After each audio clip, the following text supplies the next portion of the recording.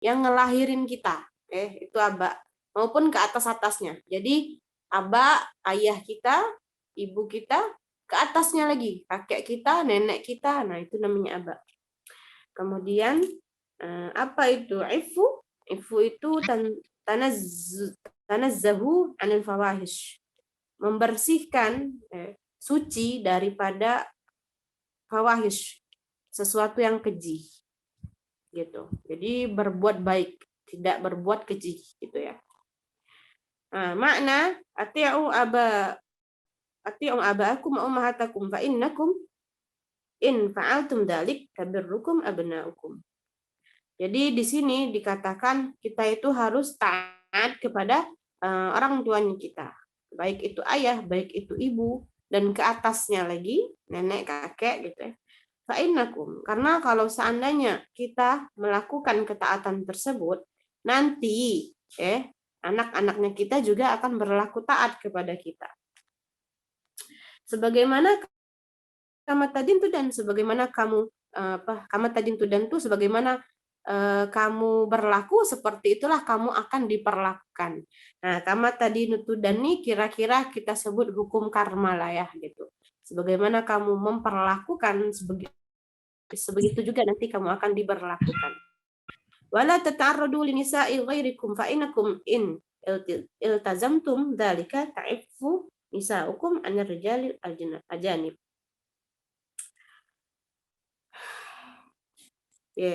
Jadi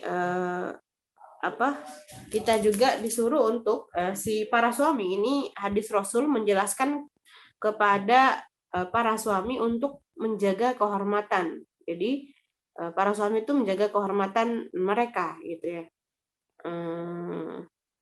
Jangan berlaku kasar juga sama istri-istrinya gitu. Jangan menentang istri-istrinya. Istri-istri. Jadi banyak ya. Istri. Istri ya gitu. Karena kalau suami sudah menjaga kehormatannya, niscaya istrinya juga akan memelihara kehormatannya kan gitu. Daripada laki-laki yang ajanib, yang asing. Oke. Bentar ya. Hadis ini, Bismillahirrahmanirrahim. Saya buka tambahan ilmu dari Tanbihul Ghafilin, kitab Tanbihul Ghafilin, karangan Syekh As-Samarqandi gitu ya. Tentang hakul walidain. Ini kan kita disuruh berbakti sama Rasul SAW. Kita disuruh berbakti sama orang tua. Rasul sendiri yang ngomong kalau berbakti nanti anak-anak kita akan berbakti juga kepada kita. Ya kamat tadin tuh dan tadi kan, sebagaimana kamu berlaku seperti itulah kamu akan diperlakukan. Dari hadis ini sebenarnya ya, yang paling bisa kita ambil tuh faedahnya. Nanti kita akan membahas faedah di akhir ya. Salah satu faedahnya adalah orang yang berbakti, anak yang berbakti kepada orang tua itu umurnya panjang. Kenapa seperti itu? Karena dia akan merasakan bagaimana nanti dia akan dibakti, bagaimana nanti dia akan mempunyai anak yang juga berbakti kepadanya. Berarti kan kalau seandainya nanti dia punya anak, berarti kan umurnya panjang. Dia bakal punya anak dulu, anaknya besar, sampai anaknya berbakti kepadanya, berarti kan umurnya panjang gitu kan. Jadi kalau mau panjang umur, salah satu tipsnya adalah berbakti kepada kedua orang tua. Itu Nabi yang ngomong. Itu maksudnya dari hadis tadi kan kita mendapat salah satu kesimpulan gitu. Oke, berbicara tentang orang tua, saya pernah ngomong sama Bunda Zulfa gitu. Bunda Zulfa, Teteh Zulfa nggak tahu ada nggak di sini orangnya. Saya pernah ngomong, saya tuh orangnya nggak gampang nangis. Nangis. Mau suasana itu sesedih perpisahan apalah gitu ya, saya males gitu nangis tuh kan. Sedih cuma mau ngeluarin air mata tuh nggak gampang. Saya gampang nangis dalam 3 perkara lah, tambahin. Kemarin saya ngomongnya 2 perkara. Yang pertama, kalau udah ngomongin orang tua, tentang orang tua deh pokoknya. Itu cepet banget saya bakal nangis. Yang kedua, saya nangis kalau udah kangen banget sama guru saya. Kemudian yang ketiga, saya bakal nangis kalau udah nggak kuat lagi. Nggak kuat dalam apa aja gitu. Ya itulah. Tapi kalau untuk lain-lain gitu, kayak nonton film yang sedih gitu, males nangis-nangis gitu ya. Nah, jadi itu yang pertama memang hal yang paling cepat buat saya nangis tuh orang tua. Alhamdulillah Allah SWT panjangkan umur, maksudnya alhamdulillah kedua orang tua saya masih lengkap gitu kan. Kalau udah ngomongin orang tua tuh ya kayaknya ya Allah, nggak tahu nih teman-teman mungkin ada yang sudah mendahului ya. Jadi dalam majelis ini Allah Subhanahu Wa Taala kumpulkan kita ya, niatin gitu ya teman-teman semuanya, niatin kebaikan apapun yang sejatinya Allah Subhanahu Wa Taala redho dengan kebaikan tersebut, niatin buat orang tua. Niatin buat orang tua sampai nggak sampai yakin sampai, apalagi kalau itu qiraatul Quran, membaca Al-Quran, belajar ilmu, air itu sampai sama orang tuanya. Makanya investasi terbesar orang tua adalah anak. Saya bilang dalam majelis tahsin, apa rasanya punya anak? Saya tanya gitu kan. Apa rasanya nganter anak sekolah? Keren ya kayaknya. Saya pengen, saya bilang gitu. Ya gitu, sadar katanya. Apa punya anak tuh enak, tapi ya capek juga. Iyalah, pasti capek. Orang sesuatu yang besar kan. Anak tuh sesuatu yang besar loh. Saya bilang saya pengen banget punya anak gitu ya. Ya Allah jadi ngomong itu ya padahal masih jomblo. Tapi saya ini udah dewasa tahu umurnya. Iya, jadi saya bilang saya pengen tahu punya anak. Andaikan ada cara punya anak selain daripada punya suami gitu, apa ya gitu. Andaikan ada, sayanya nggak ada. Ya cara punya anak ya harus punya suami gitu kan. Oke, kenapa seperti itu? Saya ingat omongan ustazah saya. Ustazah tuh pengen punya anak, kata ustazah gitu. Kenapa? Karena kita baca-baca dalam Al-Quran, ustazah baca-baca dalam Al-Quran, dan ya kita semua punya Al-Quran kan. Dalam cerita-cerita di dalam Al-Quran tentang nabi-nabi, itu nabi itu kebanyakan ceritanya di dalam Al-Quran, para nabi itu rata-rata berdoa sama Allah minta anak. Benar nggak? Benar nggak? Benar. Nabi itu doa dalam Al-Quran diabadikan oleh Allah Subhanahu wa taala ceritanya di dalam Al-Quran. Nabi-nabi itu pada minta sama Allah, rata-rata mintanya punya anak. Padahal kata Ustazah, Nabi itu kurang dekat apa lagi sama Allah. Nabi itu kurang keren apa lagi gitu di sisi Allah, di mata Allah. Kurang dekat apa lagi, tapi mereka masih mau, masih berdoa kepada Allah, masih bermunajat kepada Allah untuk bisa mempunyai anak gitu kan. Berarti ada sesuatu yang spesial dong daripada kalimat punya anak gitu kan. Makanya minta deh dari sekarang. Sudah minta dari sekarang, sudah pengen punya anak. Jadi saya termotivasi juga. Iya, saya juga mau punya anak. Udah ngalir aja dulu ya. Jadi itu anak tuh investasi ya terbesar. Bagaimana orang tua mendidik anaknya gitu, dari mulai ngelahirin dan sampai besar sampai dia menjadi anak yang berbakti tadi gitu. Nah, anak yang berbakti nanti anaknya punya anak berbakti lagi. Jadi kayak itu tadi, bagaimana kita memperlakukan orang tua kita, nanti begitu juga kita akan diperlakukan oleh anak-anaknya kita gitu. Ya, seperti itulah. Jadi yang punya anak syukuri. Yang punya anak syukuri banget. Bahwa secapek apa gitu ngurusin anak, sebandel apa kayak seujian apa gitu punya anak yang macem-macem, tapi syukuri berapa banyak orang yang pengen tapi belum dikasih sama Allah. Kan gitu ya. Oke, masuk kita ke pembahasan dalam kitab Tanbihul Ghafilin, gimana sih kiat-kiat untuk menjadi anak yang berbakti sama orang tua.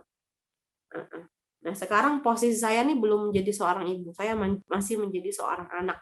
Jadi itulah yang sedang saya perjuangkan sekarang, bagaimana saya harus menjadi anak yang berbakti sama orang tua saya. Rasa-rasanya tuh kalau ingat orang tua sedih banget, ya Allah, kayak belum bisa ngasih yang terbaik buat ayah, buat ibu gitu ya. Ya Allah, apa ya yang Akil bisa kasih gitu. Tapi oke, kita bahas ya dalam kitab ini bagaimana caranya, apa-apa saja hadis-hadis Nabi yang berkaitan dengan orang tua gitu. Nah, di sini dikatakan oke, Gola, kita kan tahu ya hadis tentang umuka itu loh. Nah, ada seorang sahabat an abihi an jaddihi Gola, qultu ya Rasulullah, man abar? Qala ummuka, qala qultu summa man, qala ummuka, qala qultu summa man, qala ummuka, qala qultu summa man, qala abaka. Itu kan kita tahu ya hadis itu. Nih, seorang sahabat bertanya kepada Rasulullah, ya Rasulullah, siapa orang yang paling berhak untuk aku berbuat baik kepadanya? Rasul berkata, ibumu. Tanya lagi, siapa? Ibumu. Sampai 3 kali baru bapakmu. Ini diguyon, bukan diguyon sih. Jadi kalau seandainya bapak-bapak bilang sama anaknya, oke, kalau begitu kan ibumu, berarti kamu harus punya ibu 3. Bener nggak? Kan kata hadisnya gitu ya. Seorang bapak-bapak ngomong sama anaknya. Ada hadis kan, ibumu, berbapakmu. Berarti kamu harus punya ibu 3 ya. Istri kan 3. Kalau 1 iswan gitu. Bener nggak tuh? Enggak, enak aja. Enggak. Itu tuh dasar bapak-bapak aja ya. Oke. Ya, layangan putus tuh. Jadi kenapa ibu dulu gitu ya, baru ayah? Karena anak itu ya paling deket sama ibunya. Anak itu tempat kembalinya adalah ibunya. Ibu sama ayah, siapa sih yang paling capek ngurusin anak? Ibu kan gitu. Hadatsana ada lagi kalau Rasulullah SAW, pokoknya dahuluin ibu dulu deh, ibu sama ayah dahuluin mana? Dahuluin ibu. Ibu, baru ayah. Sakingnya ibu tuh tinggi derajatnya di sisi anak gitu. Kalau Rasulullah SAW, lau alimullah syai'an min uquq adna min ufin lanaha an dzalik falyamal ma syaa ayyamal falan yadkhulul jannah wal ya'mal bar ma syaa ayyamal fala yadkhulun nar. Kata Rasul sallallahu alaihi wasallam, kalau seandainya Allah Subhanahu wa taala kasih tahu kita sesuatu tersebut bersifat durhaka, melebihi daripada kata uf, kan dalam Al-Qur'an itu wala taqullahuma uffin. Kita tuh dilarang oleh Allah Subhanahu wa taala untuk berkata sama orang tua. Okay. Nanti kamu pulangnya jangan sore-sore ya. Ibu ini masa nggak boleh? Ibu ini. Nah, itu nggak boleh tuh. Yang sekarang masih berstatus seorang anak, baik dia adalah seorang ibu dan masih punya ibu, berarti kan dia masih menjadi seorang anak kan. Gitu. Itu hati-hati tuh. Apalagi seperti saya ini yang emang belum berkeluarga dan memang tanggung jawabnya sekarang adalah berbakti sama orang tua kan gitu. Nah, hati-hati tuh. Jangan berkata sama orang tua. Kata Rasul, andaikan Allah Subhanahu wa taala kasih tahu sesuatu yang lebih dahsyat, lebih rendah kalimat daripada akan pasti Allah Subhanahu wa taala akan melarang. Jadi itu kan kayak sepele ya. Nah, ada nggak yang lebih sepele dari gitu? Kayak apa ya? Kayak nolak dengan kalimat itu kan kayak sepele gitu. Tapi dikasih itu dalam Al-Qur'an kata uf gitu. Sakingnya ada nggak yang lebih sepele dari uf lagi gitu. Nolak aja dikit. Tidak terima aja dikit dengan apapun yang bentuknya kata-kata sedikit kayak atau atau gimana gitu ya. Itu tuh bentuk-bentuk tuh, bentuk-bentuk kalimat Nah, yang seperti itu nggak boleh. Andaikan ada yang lebih rendah lagi dari itu, pasti dilarang juga seperti itu. Karena makanya falyamal masya'a. Maka orang yang durhaka itu, lakukanlah dia apa yang mau dia lakukan, sesungguhnya dia tidak akan bisa masuk surga. Dan orang yang berbakti itu, lakukanlah dia yang apapun yang mau dia lakukan, sesungguhnya dia tidak akan bisa masuk neraka gitu. Ini kata Rasul ya. Kemudian jadi orang yang berbakti gitu ya, orang yang berbakti sama orang tua, dia tuh nggak akan bisa neraka tuh membakar dia. Begitu juga sebaliknya, orang yang durhaka sama orang tua tidak akan bisa dia masuk surga. Mau dia punya amalan sebagus apapun ya, tapi kalau dia berdurhaka sama orang tuanya, dia tidak akan bisa masuk surga. Seperti itu. Nanti ada ceritanya dalam kitab ini. Kemudian, oh ya, nih ya, dalam Al-Quran itu kan biasanya ada kalimat yang bergandengan, kayak aqimus shalah wa atuz zakah gitu kan. Jadi ada yugal salasa ayat nazalat magruna bisalas la yaqbalullahu wahidah minhunna bighairi tiha awwaluha qauluhu ta'ala wa aqimus shalah wa atuz zakah. Jadi dikatakan gitu ya. Ada 3 ayat yang diturunkan oleh Subhanahu wa taala yang kalimatnya tersebut berdekatan. Yang mana 3 tersebut dari masing-masing 1, 2, 3. Kalau satunya nggak dikerjain, maka yang satunya nggak diterima. Seperti itu. Yang pertama adalah ayat wa aqimus shalah wa atuz zakah. Man shalla wa lam yu'addi zakah lam taqbalu minhu as-shalah. Kalimat yang pertama, 3 ayat yang berdekatan tadi ya, 3 ayat yang berdekatan tadi. Ayat yang pertama adalah aqimus shalah wa atuz zakah. Jadi dirikanlah salat dan tunaikanlah zakat. Maka barang siapa yang salat akan tetapi dia tidak menunaikan zakat, maka salatnya tidak diterima. Itu yang pertama. Yang kedua, ati Allah wa ati Rasul. Faman ata'a Allah wa lam yuti'ir Rasul lam yuqbal minhu. Ayat yang kedua adalah taatilah Allah dan taatilah Rasul sallallahu alaihi wasallam. Taatilah Rasul gitu ya. Taatilah Allah dan taatilah Rasul. Maka barang siapa yang taat kepada Allah namun dia tidak taat kepada Rasul, maka taatnya kepada Allah tidak diterima. Gitu. Nah, yang ketiga, ayat yang ketiga yang berdekatan adalah qauluhu ta'ala anishkurli wa liwalidayk. Faman syakarallah wa lam yashkur liwalidayhi lam yuqbal minhu. Gitu. Jadi ayat yang ketiga adalah anishkurli, kata Allah Subhanahu wa taala, bersyukurlah kamu, berterima kasihlah kamu, berbuat baiklah kamu gitu ya. Kepadaku, kata Allah, dan kepada kedua orang tuamu. Maka barang siapa yang bersyukur, yang berterima kasih, yang berbuat baik kepada Allah, akan tetapi dia tidak bersyukur kepada orang tuanya, dia tidak baik kepada orang tuanya, dia tidak patuh kepada orang tuanya gitu ya. Maka syukurnya kepada Allah tadi, terima kasih yang kepada Allah tadi, baiknya, taatnya kepada Allah tadi tidak diterima. Bisa dipahamin sampai sini?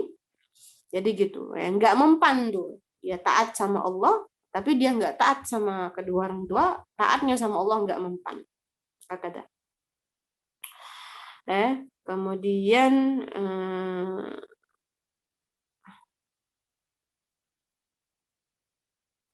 ya seperti itu. Jadi Goroktu nih ada juga wa an Fargot as-Sanji gola Goroktu fi ba'dil kutub annahu la yanbaghi lil walad ayatakallam idza syahida walidayhi illa bi idnihima. Ini ya, wala yamshi baina yadayhima wala an yaminihima wala an shamalihima illa ayyad'awahu fayajibuhuma walakin yamshi khalfahuma kama yamshil abad khalfa maulah. Ya. Dikatakan oleh Fargad As-Sanji berkata, aku katanya membaca sebagian kitab-kitab ya, di sana disebutkan bahwa tidak seharusnya seorang anak itu berkata-kata kepada kedua orang tuanya di saat mereka berdua sedang berhadapan gitu. Jadi kalau anak sama orang tua sedang berhadapan, tidak seharusnya si anak-anak tuh melontar kata-kata duluan kecuali dikasih izin, kecuali emang disuruh ngomong. Wala yamshi, dan tidak juga seorang anak itu berjalan di depan kedua orang tuanya, tidak juga di samping kanan, tidak juga di samping kiri, kecuali memang disuruh untuk berjalan di depan, disuruh untuk berjalan di kanan, atau disuruh untuk berjalan di kiri. Gitu. Akan tetapi seorang anak itu sejatinya yamshi khalfahuma, berjalan di belakang kedua orang tuanya, kama yamshi abad, sebagaimana seorang hamba berjalan di belakang tuannya. Ini ya, dalam sebagian kitab tuh disebutkan gitu, sakingnya tinggi kedudukan hak kedudukan orang tua. Jadi dari penjelasan tadi kita tahu bahwa besar banget ya gitu hak orang tua itu ya, sampai amalan kita, nuntut ilmunya kita, baiknya kita sama orang, sedekahnya kita, gitu ya, taat-taatnya kita, itu nggak diterima kalau kita tidak taat sama orang tua. Kan gitu. Kemudian daripada adab juga, kata Fargad As-Sanji, Syekh Fargad As-Sanji bilang, kita itu kalau depan orang tua, jangan nyenyes. Tahu nyenyes? Jangan nyerocos, jangan melontarkan kata-kata kalau nggak disuruh, kalau nggak ada, ya yang gitu deh. Jangan ngelawan intinya ya gitu. Kemudian seharusnya juga berjalan kalau depan orang tua ya jangan dilewatin orang tua gitu. Kita mungkin kalau sama guru iya bisa beradab, tapi kalau sama orang tua berapa banyak ya anak-anak tuh yang dengan guru dia beradab, tapi dengan orang tuanya selabar selebor. Dia depan guru, aduh takzim banget. Dia depan guru, berjalan nggak mau deh dia lewat depan guru. Nunduk-nunduk dia lewat depan guru. Tapi depan orang tuanya gimana? Depan orang tuanya, udah gitu ya. Nah, ada nggak yang seperti itu ya? Allah banyak. Jangan sampai kita jadi orang yang seperti itu, gitu ya. Juga guru sama orang tua itu kan kata Rasulullah SAW, seorang mukmin itu punya 3 orang tua kan. Orang tua yang melahirkan, kemudian orang tua yang melahirkan suami yaitu mertua, dan satu lagi orang tua yang mengajarkanmu akan ilmu, itulah guru kan, 3 orang tua kita itu. Nah,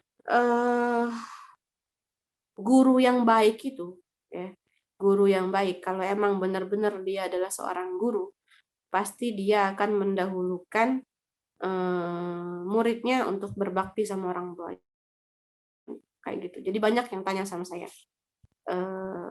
bukan banyak sih, adalah yang tanya sama saya, Ustazah gimana ya, saya disuruh guru saya untuk tetap lanjutin di pondok gitu, tapi orang tua saya nyuruh saya pulang karena orang tua saya butuh sama saya.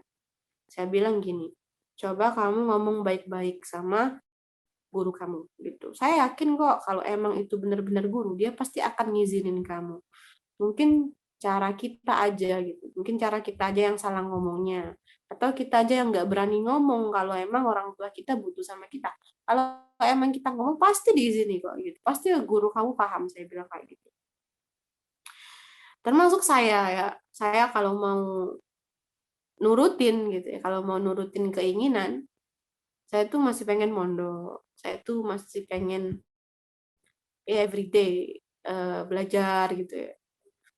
Pokoknya hari-hari saya tuh ya udah di pondok belajar gitu ya. Pokoknya saya masih pengen mondok deh kalau mau nurutinnya gitu ya. Masih banyak yang saya mau harus kerjakan, yang saya mau ambil sanad sama ustazah saya dan lain sebagainya. Cuma itu tadi kan kita tidak bisa memaksakan keinginan yang kita gadang-gadang itu baik, belum tentu baik buat kita gitu kan. Saya bilang iya, saya punya orang tua dan pastinya apa ya namanya, saya tidak bisa loh untuk maksa ngomong sama orang tua saya mau mondok dan sebagainya. Pasti orang tua saya mungkin mengizinkan dengan berat hati daripada berat hati kan gitu. Atau sama sekali nggak diizinin bisa jadi. Karena sampai sekarang saya emang nggak berani ngomong. Ya lebih.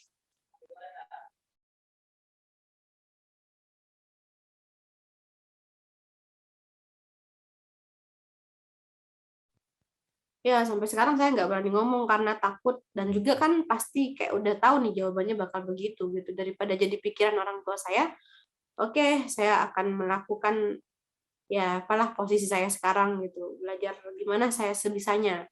Yang penting orang tua saya butuh saya ada gitu kan. Kalau di pondok kan nggak bisa ya gitu. Seperti itu. Jadi itu kita tuh nggak bisa memaksakan keinginan kita. Hakata. Ya namanya taat itu kan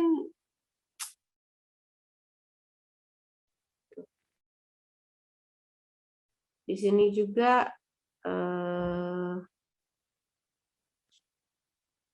nah ada cerita nih ya, ada cerita tentang algoma. Mungkin ada teman-teman yang sudah pernah tahu cerita tentang algoma ini. Kala ini cerita algoma ini dalam hadis ya.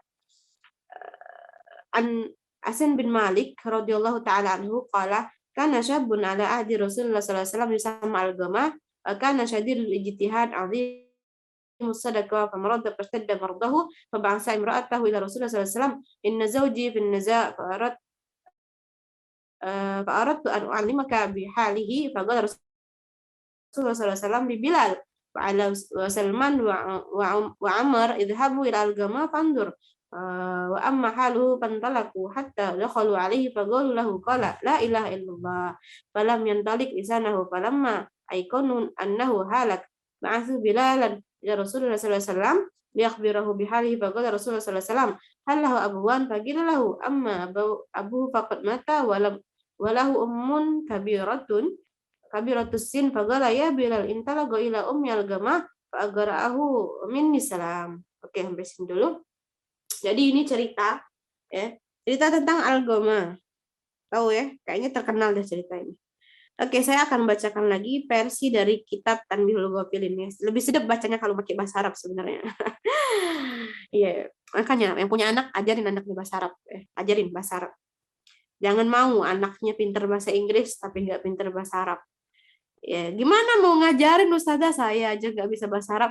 Ya maksudnya ajarin sama orang yang bisa gitu, pondokin atau gimana gitu ya. Pondok pesantren sih salah satunya.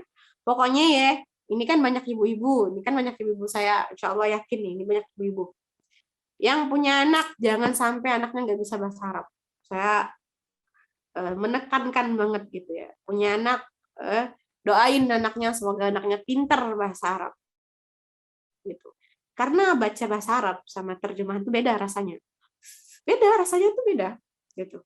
Kalau misalnya ini saya terjemahin gitu ya, lebih sedap lagi bahasa Arabnya gitu kalau paham. Seperti itu.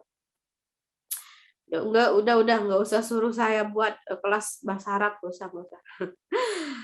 Saya tahu tuh pasti ada yang dalam hati saya aja yang buka kelas bahasa Arab. Enggak. Saya konsisten, saya mau benar-benar ngajar di Tahsin aja dulu. Bahasa Arab tuh nggak enak kalau belajarnya online gitu. Jadi yang muda-muda nih, yang muda-muda ya, yang masih jomblo kayak saya, pergunain coba waktunya buat kalau misalnya ngajinya udah benar gitu ya, coba belajar bahasa Arab.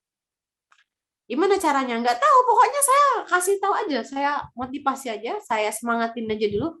Coba ente cari-cari celah gitu buat belajar bahasa Arab. Siapa tahu kan dapet ilmu laduni gitu, tiba-tiba nyerocos langsung ngomong Arabnya, tiba-tiba baca kitab langsung lancar gitu kan. Pokoknya bahasa Arab tuh alat ya.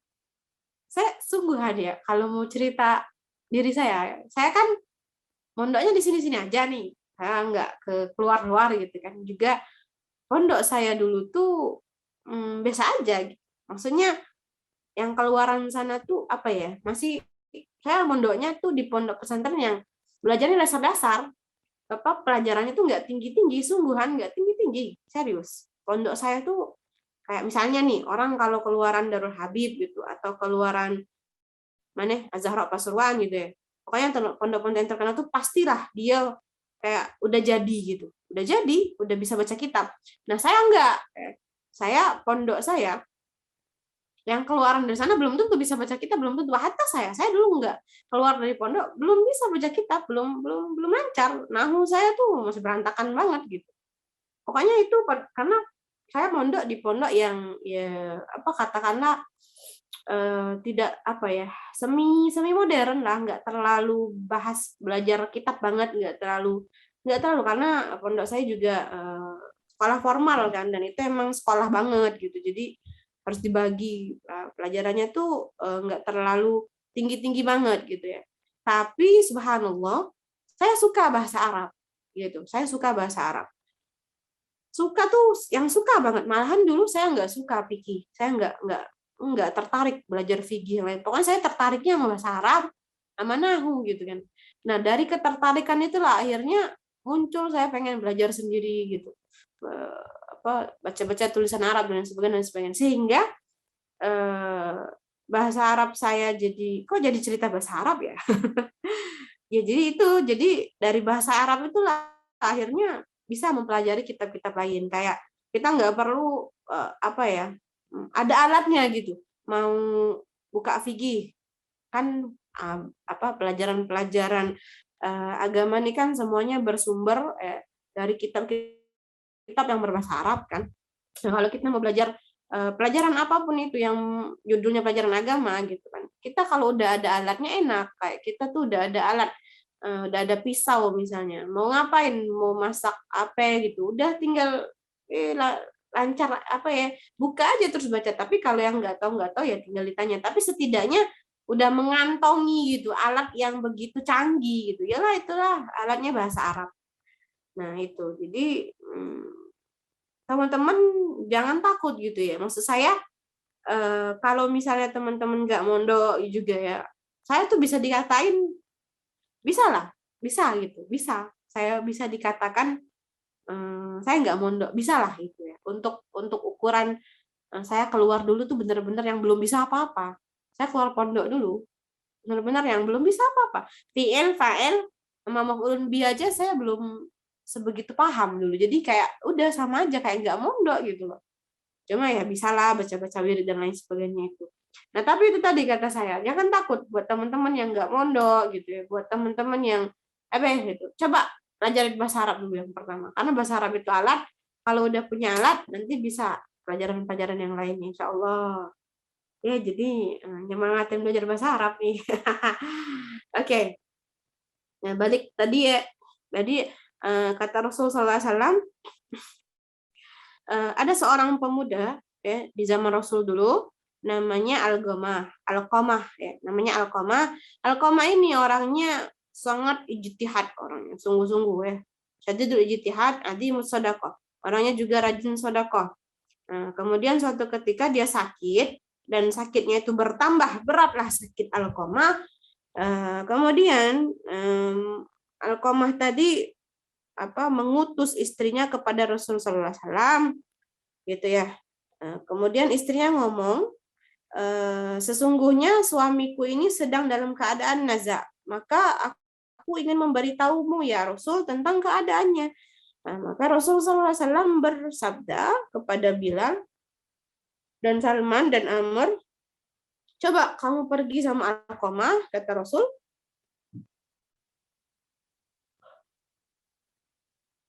coba kamu pergi kepada Alqamah dan lihat gimana keadaannya. Coba deh, itu Bilal, Salman, sama Amr, pergi sama Alqamah, coba lihat gimana keadaannya. Nah, kemudian mereka pergi, lihat, terus mereka balik lagi, tanda kolai, pagolu lahu gol. Mereka pergi kepada Alqamah, terus disuruh baca la ilaha illallah. Kan Alqamah itu kan dalam keadaan nazak ya, terus disuruh sama sahabat nih baca la ilaha illallah, gol la ilaha illallah. Karena mentalik lisan, lidahnya nggak bisa ngomong la ilaha illallah, nggak bisa. Nah, kemudian akhirnya Bilal pergi lagi kepada Rasulullah dan memberitahu tentang kabarnya Alqamah tadi. Ngomong, Rasul, itu Alqamah nggak bisa baca la ilaha illallah. Terus Rasul ngomong, Rasul nanya, itu Alqamah masih punya orang tua nggak?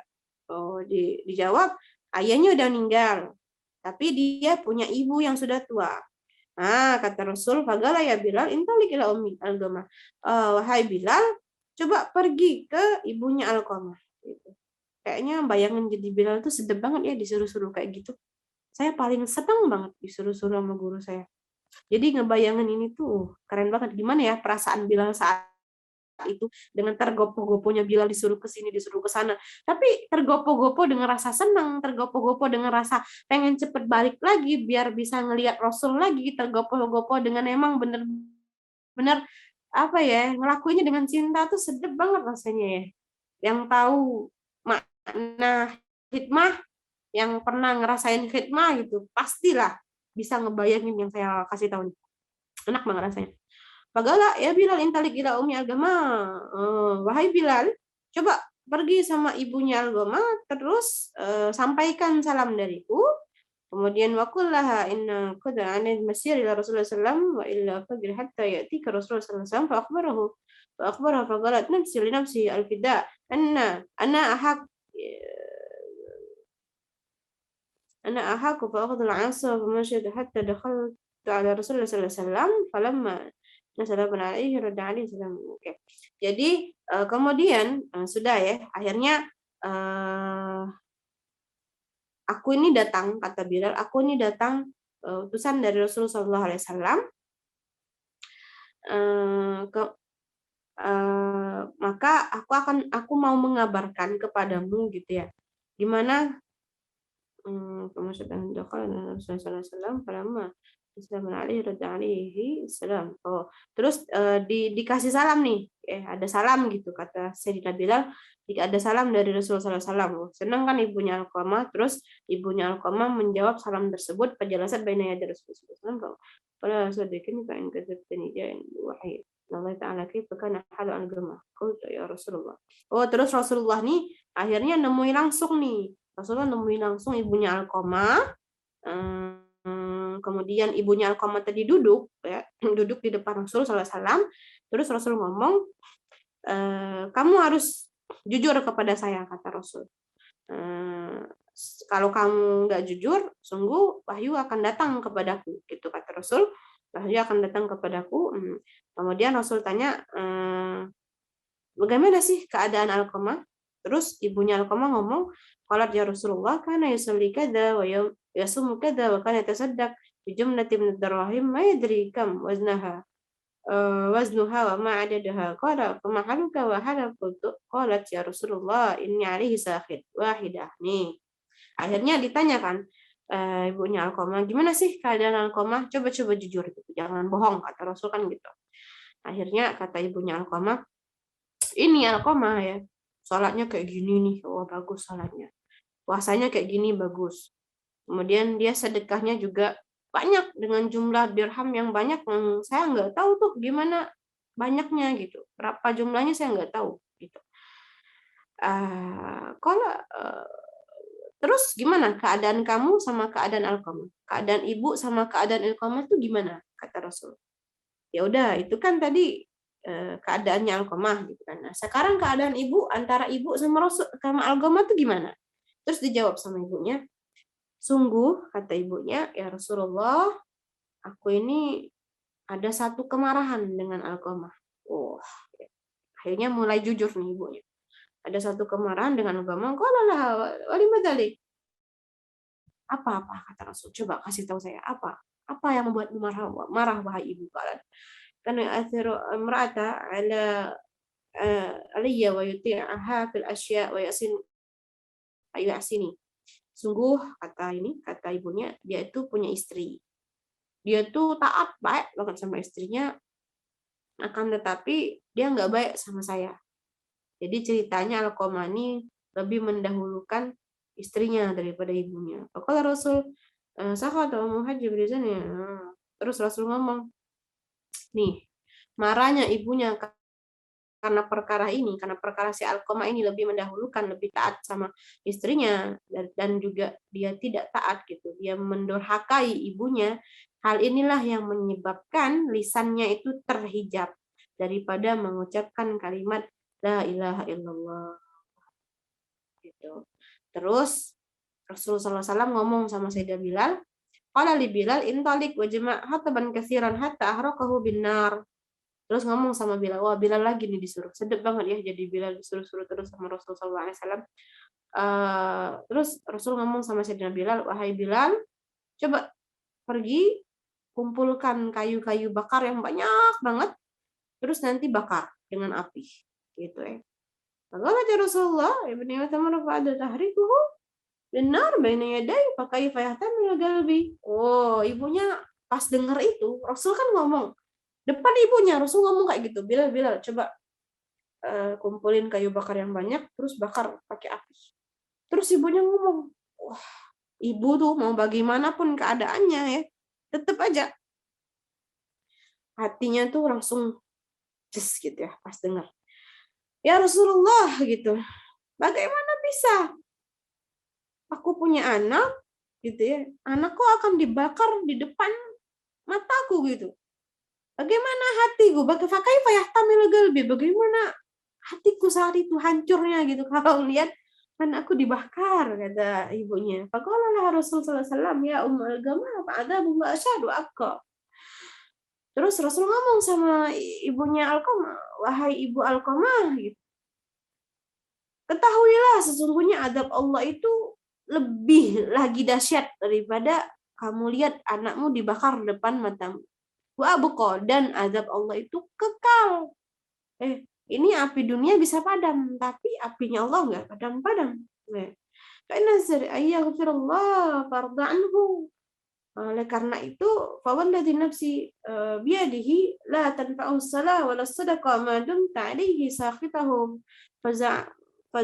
فرفعت يديها فقالت يا رسول الله أشهد الله في سمائه وأنت يا رسول الله من فضلني أني قد رديت عن الغما. Subhanallah. Terus pas Rasul ngomong kayak gitu ya, kan tadi ceritanya mau dibakar kan Alqamah tadi. Terus pas ibunya dengar, ya Allah, gimana, jangan kayak gitu, gimana bisa aku melihat Alqamah dibakar di depanku gitu kan, hancur, hatiku hancur gitu ya. Mau sedurhaka anaknya, mau sedurhaka apa anaknya, padahal kan anaknya udah durhaka banget tuh sama ibunya. Terus Rasul ngomong, nah kalau begitu ketahuilah wahai ibunya Alqamah, azab Allah tuh lebih dari sini gitu.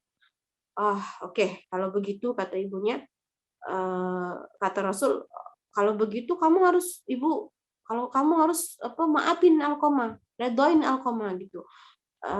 Maka demi nyawaku yang berada di tangannya, kata Rasulullah SAW, sungguh tidak bermanfaat sodakohnya, tidak bermanfaat sholatnya selama dia itu durhaka kepadamu, gitu. Selama kamu marah kepadanya, seperti itu. Jadi sholatnya, sodakohnya Alqamah itu nggak bermanfaat bagi.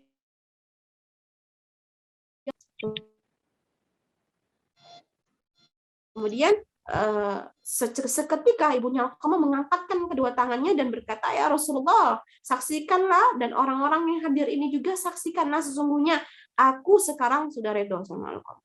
Maka Rasulullah SAW, intalik ya Bilal, fantur halis tati al-gama, ya la ilaha illallah. Maka Rasulullah SAW ngomong lagi sama Sayyidina Bilal, Bilal, intalik, ayo cepat pergi sama Alqamah, lihat bagaimana keadaannya, apakah dia sudah bisa berkata la ilaha illallah. Fala'alla Alqamah takalamat bima laysa fi qalbiha haya min Rasulullah SAW, fantalaq Bilal falamma intaha ilal bab sami Alqamah yaqul la ilaha illallah. Gitu. Kemudian kalau saja kata Rasul, ibunya Alqamah tadi ngomong ridho tadi nggak dari hatinya gitu, dia masih nggak bisa tuh ngomong la ilaha illallah. Tapi kalau emang ngomong dari hatinya benar-benar udah ridho sama anaknya, niscaya dia akan bisa ngomong la ilaha illallah. Terus Rasul pergi sama Alqamah, sampailah Rasul itu Sayyidina Bilal di ambang pintu melihat Alqamah udah bisa mengucap la ilaha illallah. فلما دخل قال يا هؤلاء إن سخط Alqamah hajab lisanahu an syahada wa inna ridaha in talaqa lisanahu famata min yawmihi fa atahu Rasulullah sallallahu alaihi wasallam fa amara bi ghaslihi wa takfinihi wa salla alaihi thumma qama ala syafir al-qabri wa qala ya ma'sal muhajirin wal ansar min fadli zawjihi ala man fadala zawjihi ala ummihi fa alaihi la'natullah wa la yaqbalu minhu sarfa wala adl, yakni al-fara'id wan nawafil, gitu ya. Kemudian setelah Alqamah bisa mengucap la ilaha illallah tadi, terus Rasulullah SAW ngomong, Sayyidina Bilal ngomong, wahai orang-orang yang hadir, sesungguhnya kata Sayyidina Bilal, marahnya Ibu Alqamah lah yang menyebabkan si Alqamah ini nggak bisa ngomong syahadat la ilaha illallah. Dan sesungguhnya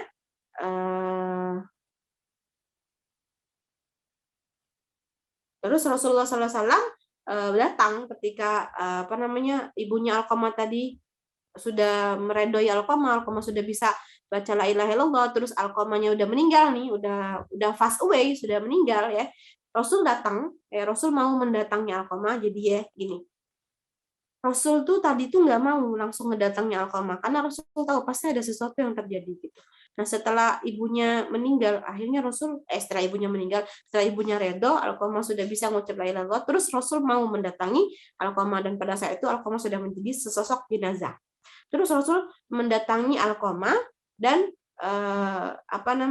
Rasul memerintahkan orang-orang yang di sana untuk memandikannya, mengkafaninya, dan sholat gitu ya, mensolati Alqamah. Dan Rasulullah SAW berdiri di pinggir kuburannya Alqamah gitu ya. Faqala, dan Rasulullah SAW berkata, wahai kaum muhajirin dan ansor gitu ya, kata Rasul, wahai kaum muhajirin dan ansor, barang siapa yang lebih mengutamakan istrinya daripada ibunya, maka sesungguhnya dia akan mendapatkan laknatnya Allah dan tidak diterima baginya apa-apa yang sudah dia perbuat daripada kebaikan. Yaitu daripada sholatnya, daripada sunnah-sunnahnya, itu tidak diterima kalau dia dapat laknatnya Allah karena dia lebih mengutamakan istrinya daripada ibunya. Hakada. Itulah ceritanya dalam kitab Tamyihul Ghafilin. Semoga ceritanya bisa dipahami. Ala kulli hal, ini kan kita kan di sini nggak ada seorang suami, ya, nggak ada seorang suami. Tapi di sini banyak seorang istri dan banyak yang akan menjadi calon-calon istri. Cobalah ibu-ibu yang menjadi seorang suami dan seorang istri gitu. Dan kita yang akan menjadi calon istri, bantulah suamimu untuk taat kepada orang tuanya, gitu. Nggak usah baper-baper kalau suaminya lebih mendahuluin ibunya. Karena emang normalnya seorang suami seperti itu. Kenapa? Karena nanti ibu-ibu itu kan punya anak laki-laki. Rasain deh gimana rasanya kalau punya anak laki-laki lebih mentingin istrinya daripada ibunya. Rasain gimana nanti rasanya. Kan gitu. Sebagaimana kamu diperlakukan, kamu nanti akan diperlakukan seperti itu juga. Sebagaimana kamu melakukan, kamu akan diperlakukan seperti itu juga. Kan gitu. Jadi yang istri-istri gitu ya, kalau bisa ingetin suaminya. Kalau suaminya lama nggak kasih ibunya gitu. Kalau suaminya lama nggak jenguk ibunya, suaminya lupa gitu. Ya udah, ente orang gitu. Kita ini yang ngingetin. Coba deh ibunya dikirimin gitu. Kalau bisa kita juga, ya harusnya seperti itu. Kita juga berbuat baik, kirimin masak apa, kirimin sama mertua kayak gitu ya. Ya, jadi saya kayak dewasa banget gitu ya ngomongin kayak gini. Padahal sebenarnya antum lebih paham kali ya. sorry.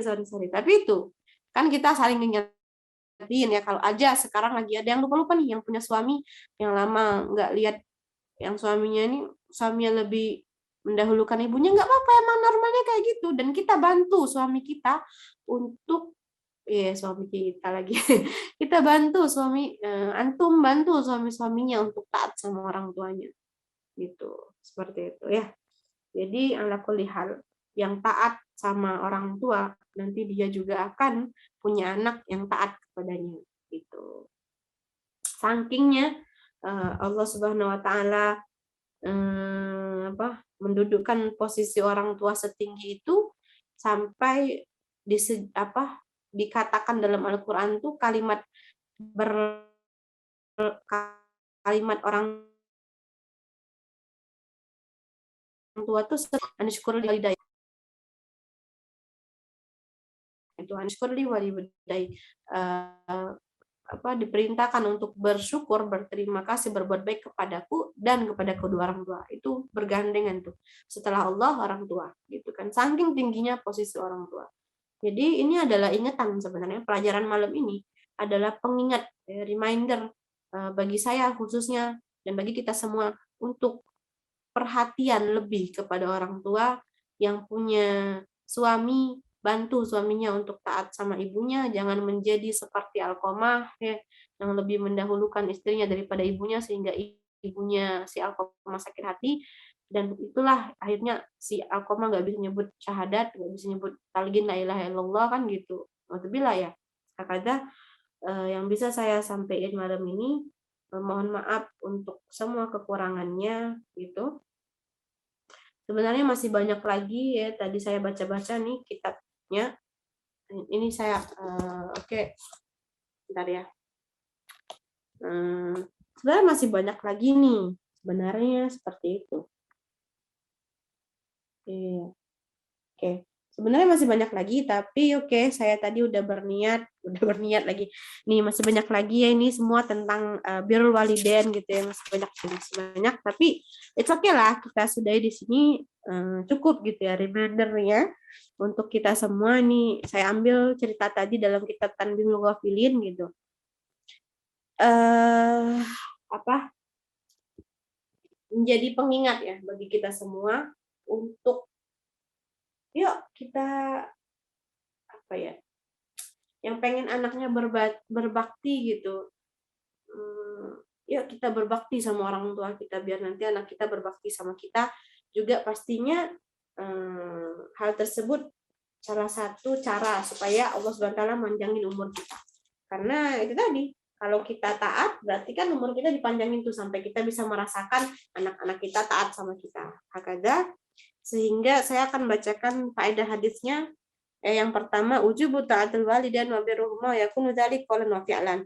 Fa ammal qawlu fa yatamathalu fi tibil kalam wa husnul bashar wa tawaddud ilaihima, wa ammal amal fa yatamathalu fi husnil khalqi wa rakatut taba' fa inna fa'alna dzalika wal ihsan al-ma'murin bihi fil ayah wa qadara rabbuka la ta'budu illa iyyahu bil walidaini ihsana. Yang pertama adalah kewajiban, faedah hadisnya yang pertama, kewajiban untuk taat kepada kedua orang tua dan berbakti kepada keduanya, dan yang demikian itu harus dilakukan secara perkataan maupun perbuatan. Adapun perkataan, contohnya adalah harus berkata dengan perkataan yang baik, juga dengan muka senyum yang baik, gitu. Juga dengan muka dan senyum yang baik, dan dengan rasa cinta dan kasih kepada keduanya. Nggak ngelengos-ngelengos sama orang tua, nggak ngambek-ngambekan sama orang tua gitu. Adapun secara perbuatan, yaitu berbuat kepada keduanya dengan akhlak yang bagus, dengan tabiat yang bagus, dengan perangai yang bagus. Karena kalau kita berbuat seperti itu, sesungguhnya itu adalah perbuatan ihsan yang telah dianjurkan dan disyariatkan oleh Allah SWT dalam Al-Quran, dalam ayat wa qadha rabbuka alla ta'budu illa iyyahu wa bil walidaini ihsana. Diperintahkan kita semua untuk menyembah hanya kepada Allah Subhanahu wa taala dan berbuat baik kepada kedua orang tua. Dan faedah yang kedua, al-amr wal hasu ala ta'fif wa syaraf wa ada an-nazar ila nisa'il ghairi li hurmatihi syadidah hatta ta'ifu nisa'una. Iya. Jadi tadi kan wa'ifu ta'ifu nisa' hukum kan, diperintahkan juga bagi suami-suami untuk menjaga kehormatannya. Nah, karena kalau suami menjaga kehormatannya, si istri juga akan menjaga kehormatannya. Sehingga hadis ini berfaedah, hikmahnya adalah perintah ya bagi suami untuk menjaga kehormatannya dan kemuliaannya. Juga tidaklah larangan bagi seorang suami untuk melihat kepada wanita lain gitu. Daripada menjaga kehormatannya tadi gitu. Sehingga istrinya juga akan menjaga. Jadi kalau suami mata keranjang ya, istri tuh kadang kalau suaminya berlaku gitu ya, istrinya juga yang nggak sabar ya, udah akan neko-neko juga gitu kan, seperti itu. Ada. Jadi tingkat perceraian, saya bahas ya dikit-dikit. Tingkat perceraian di Indonesia tahun 2022 ini 2021 sangat meningkat drastis gitu ya. Orang tuh sekarang mudah banget kayaknya ngomong cerai, minta cerai. Apalagi istri-istri. Istri-istri nih mudah banget minta cerai sama suami sekarang. Salah ini dikit minta cerai, minta cerai, minta cerai, minta cerai gitu ya. Dalam nauzubillah itu innalillahi wa inna ilaihi raji'un. Tingkat itu tadi tingkat ya Allah, tingkat cerai di Indonesia 2021 ini meningkat drastis. Karena apa? Mungkin itu tadi ya. Film-film kita yang ditayangkan tuh ya kayak gitu. Jadi kayak habis film itu kan orang-orang si istri-istri itu banyak yang lebih apa ya? Lebih curigaan lagi kan sama suaminya. Habis film tuh tayang ya. Wah, istri-istri tuh jadi curigaannya kebangetan sama suaminya. Apa dikit-dikit minta cerai, minta cerai, minta cerai. Padahal kan cerai itu sesuatu yang halal tapi nggak disukai oleh Allah. Ya, zaman dulu ada cerita. Sakingnya hakim-hakim di zaman dulu tuh nggak seperti hakim zaman sekarang. Hakim zaman dulu tuh subhanallah sangat menjaga hubungan rumah tangga masyarakat. Tapi hakim zaman sekarang istri minta cerai cepet banget dikabulin. Hakim zaman sekarang tuh istri menggugat cerai, asal ada duit cepet dikabulin sama hakim, gitu ya. Jadi cerita zaman dulu ya, ada seorang istri yang apa ya, saya cerita dikit ya. Ada seorang istri yang amat sangat ngoceh-ngoceh seterus, nyanyasnya minta ampun sama suaminya. Pokoknya dia tuh minta cerai terus sama suaminya. Pokoknya ceraiin, wah nyanyas banget. Pokoknya sampai suaminya tuh gedek. Ini minta cerai terus. Pokoknya kayak udah jadi wirid deh. Dia minta cerai, tapi si suami ini nggak cerai-ceraiin. Akhirnya suatu malam, karena suaminya mencepet terus ya, mulutnya merepet terus minta cerai gitu ya. Akhirnya suaminya bilang, kalau kamu diem sampai subuh, saya ceraikan kamu. Oh, kata istrinya, menantang saya nih dalam hati kan. Oke, kalau begitu, yes. Akhirnya si istri bilang, yes, akhirnya saya punya kesempatan untuk diceraikan. Hal yang amat sangat saya tunggu-tunggu, kata istrinya. Minta banget nih si istri diceraiin sama suami. Suaminya tuh masih pengen mempertahankan hubungan rumah tangga itu. Tapi si istri ini dahsyatnya minta cerai terus. Akhirnya suatu malam karena suaminya tuh kekesalan dengerin itu, terus dia ngomong kayak gitu, kalau kamu bisa diam sampai subuh, saya ceraiin kamu, jatuh cerai gitu.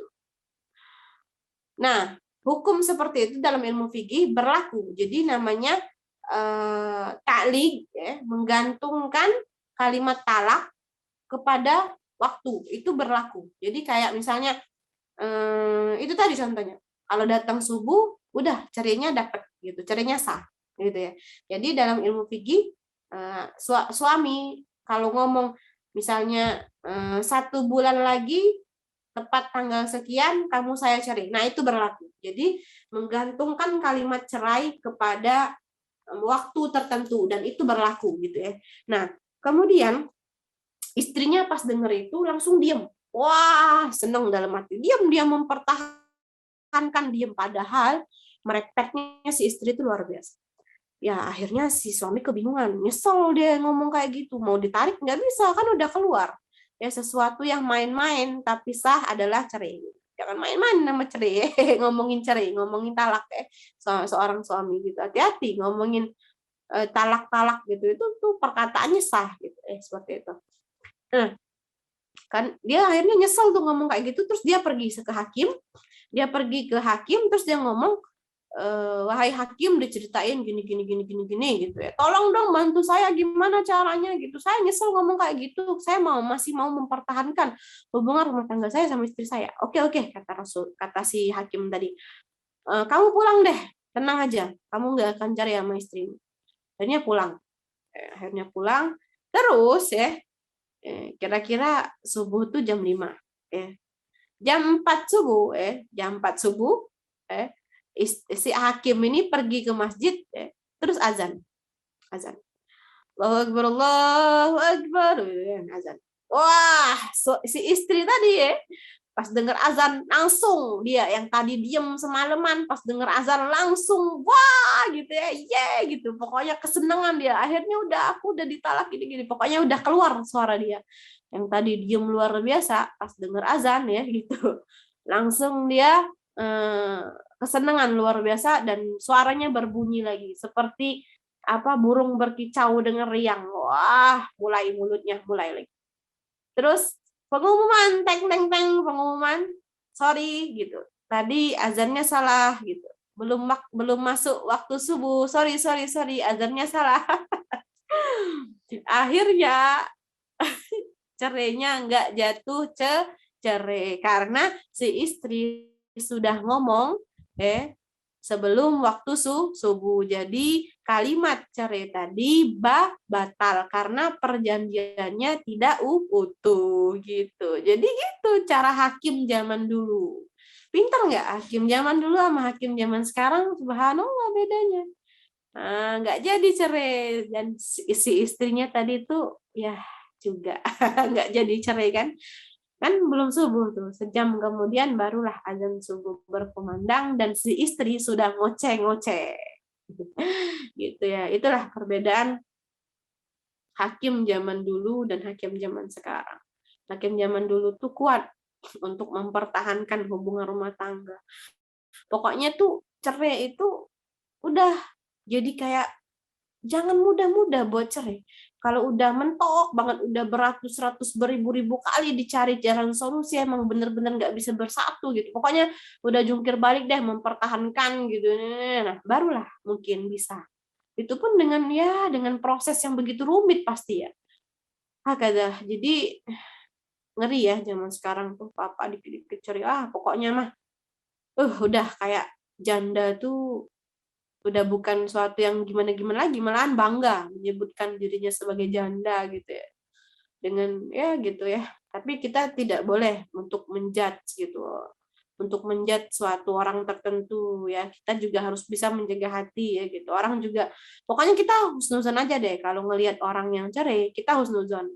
Nggak usah yang ya kamu sih nggak mempertahankan, harusnya nggak usah, orang udah terjadi, orang tuh nggak bisa dijudge kayak gitu kalau misalnya kita ketemu dengan teman kita yang dia udah cerai, udah mau diapain lagi, ya udah nggak usah didon-donin, kamu sih kenapa minta cerai, kamu ini kan gitu ya. Apa ya, orang tuh kalau udah apa yang dia udah lakuin gitu dan itu tuh sudah terjadi, tugasnya kita bukan menjudge gitu, tapi menguatkan keadaan dia. Ya udah terjadi gimana. Nah, mungkin kalau itu belum terjadi bisa kita nasihatin dia. Dipertahankan dulu, coba gini gini gini gini gitu. Tapi pas sudah terjadi mulai tuh menjat dengan segala macam yang nggak bisa. Kita husnuzon pasti orang yang udah cerai itu. Kita husnuzannya kayak gini, orang yang udah cerai itu pasti dia sudah melewati beribu-ribu macam rintangan, cobaan dan segala macam, beribu-ribu macam apa yang namanya pertahanan gitu, sampai akhirnya ya udah dua-duanya sama-sama nyerah dan nggak bisa bersama lagi, ya udah mau gimanain lagi kan gitu. Nah, seperti itu ya, semoga bisa diambil hikmahnya gitu ya, yang baik-baik diambil, yang nggak baiknya dibuang, seperti itu ya. Udah, anna jazal haq yakunu min jinsil amal, sesungguhnya ini faedah yang ketiga, apa namanya, balasan itu sesuai dengan pekerjaan gitu ya. Itu yang ketiga. Yang keempat, anna dunya kadat an takuna darul jaza wa anna li ba'dil ma'asi uqubah mu'ajjilah fid dunya qabla al-akhirah. Nah, salah satu sesungguhnya dunia itu hampir saja berlaku sebagai darul jaza juga. Dunia itu hampir saja berlaku sebagai tempat pembalasan pada sebagian maksiat, yaitu apa balasannya akan disegerakan di dunia sebelum di akhirat. Apa itu? Salah satunya adalah berdurhaka kepada orang tua. Ya, durhaka kepada orang tua mempunyai balasan, yang balasan tersebut disegerakan di dunia sebelum di akhirat. Kan banyak ceritanya. Malin Kundang tuh, saya nggak tahu sih Malin Kundang tuh beneran atau enggak, tapi ya gitu, maksudnya orang-orang yang durhaka kepada orang tuanya itu biasanya Allah Subhanahu wa taala akan menyegerakan azabnya di dunia sebelum di akhirat. Waliyadzubillah. Seperti itu. Udah saya sudahin malam ini, minta maaf kepanjangan. Dan saya kembaliin sama MC. Silakan.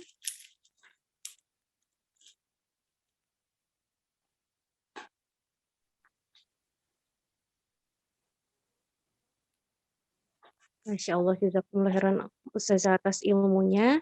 Untuk saat ini apakah dibuka pertanyaan Ustazah? Ya, boleh. Baik. Ini ada pertanyaan Ustazah dari Teh Novi. Apabila seorang mukmin memiliki 3 orang tua, di antara 3 orang tua tersebut, manakah yang derajatnya lebih tinggi untuk seorang wanita, terutama untuk seorang istri yang harus didahulukan? Syukron Ustazah. Apa-apa, ulangi. Ulangi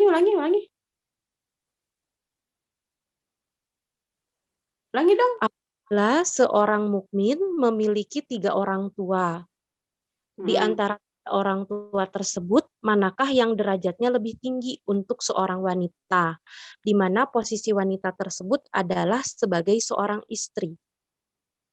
Jadi gini, istri punya ibu kandung gitu ya, punya mertua, punya guru gitu ya maksudnya. Kan orang tua. Gimana sih maksudnya? Saya nggak paham. Teh Novi, Afwan, bisa dibantu dijelaskan Teteh? Apakah maksudnya Afwan orang tuanya punya istri ke-1 atau kedua atau bagaimana? Assalamualaikum Ustazah. Waalaikumsalam. Iya Teh, gimana Teh?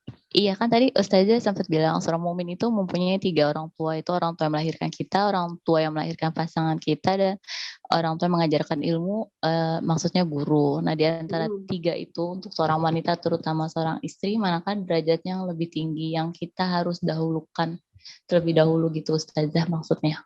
Oh, gitu. Jadi di antara orang tua kita, mertua dan seorang guru Ustazah. Maksudnya seperti itu. Terima kasih Ustazah. Ya, sama-sama. Sesuai situasi dan kondisi ya. Tapi yang pertama pasti orang tua kandung dong. Tapi jawaban orang tua kandung itu tidak menjadi jawaban yang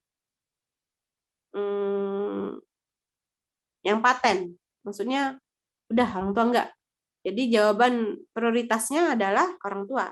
Tapi jawaban orang tua kandung itu bukan jawaban yang paten. Artinya masih bisa menyesuaikan situasi dan kondisi. Gitu. Tergantung taatnya dalam segi apa, gitu ya. Intinya bisa dimusyawarahkan lah. Kalau memang ketiga-tiganya misalnya butuh kita, mertua butuh kita, orang tua butuh kita, guru butuh kita misalnya. Sama-sama butuh dalam waktu yang bersamaan misalnya. Coba diomongin baik-baik semuanya. Dan yang mana yang paling mementingkan kita? Itu maksud saya, situasi dan kondisi. Yang mana yang paling mementingkan kita? Jika yang paling mementingkan kita, misalnya kayak kita harus banget yang datang. Kalau nggak kita itu nggak bisa. Sedangkan yang lainnya masih bisa diganti. Nah, itu kan berarti situasi dan kondisi. Ya udah, kita datang kepada yang emang kitanya yang dipentingkan, gitu. Tapi paham nggak maksud saya? Gitu. Jadi jawaban utamanya ya orang tua kandung, tapi jawaban itu masih bisa tergeser dengan situasi dan kondisi, gitu ya. Semoga bisa dipahami. Bisa dipahami nggak jawaban saya? Bisa Ustazah, terima kasih. Ala kulihal orang tua kandung ya, ala kulihal.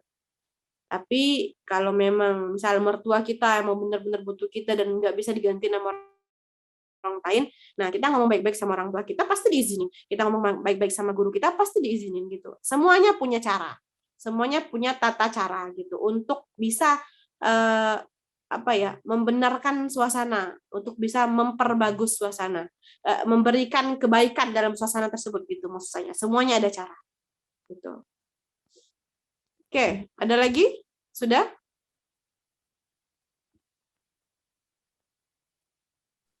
Masih ada pertanyaan lagi, Ustazah? Ya, boleh. Ada orang tua mempunyai anak laki-laki dan perempuan. Anaknya tinggal satu kota, hanya beda daerah. Yang mana yang seharusnya lebih utama mengurus orang tuanya, anak laki-laki atau anak perempuannya, sedangkan masing-masing sudah berumah tangga. Marhaba Ustazah. Oke.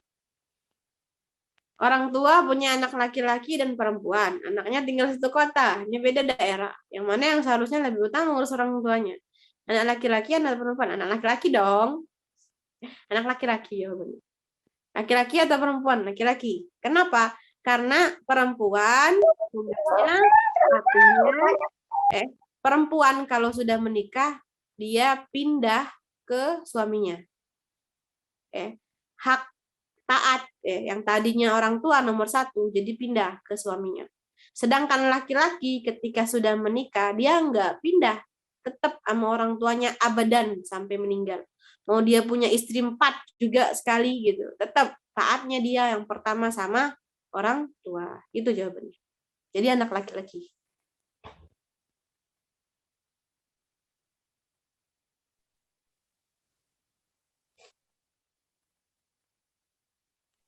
Baik, Kenapa sih apakah Islam masih tuh dibuka kalau memperlakukan seperti pertanyaan? itu ya?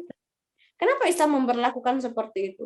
Laki-laki punya istri, aturannya laki-laki tetap sama ibunya. Tapi si istri saat punya suami, pindah, nggak ke jadi ke suami gitu ya, berpindah haknya. Kenapa seperti itu?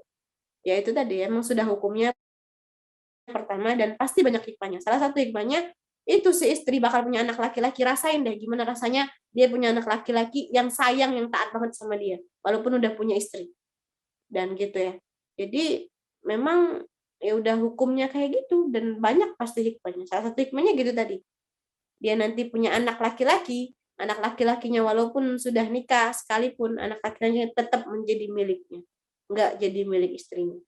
Dan istri kalau udah menikah dia sudah jadi milik suaminya, tidak lagi jadi milik orang tuanya.